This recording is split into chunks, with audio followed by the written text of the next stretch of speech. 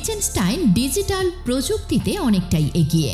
এই দেশের প্রায় শতভাগ মানুষ ইন্টারনেট ব্যবহার করে, যা দেশের উন্নয়নে অনেক বড় ভূমিকা রাখছে।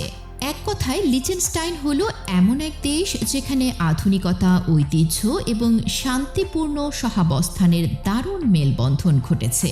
লিচেনস্টাইনের আয়তন খুবই ছোট হলেও অর্থনৈতিক সক্ষমতার দিক থেকে এটি বিশ্বের অন্যতম সমৃদ্ধ দেশগুলোর একটি।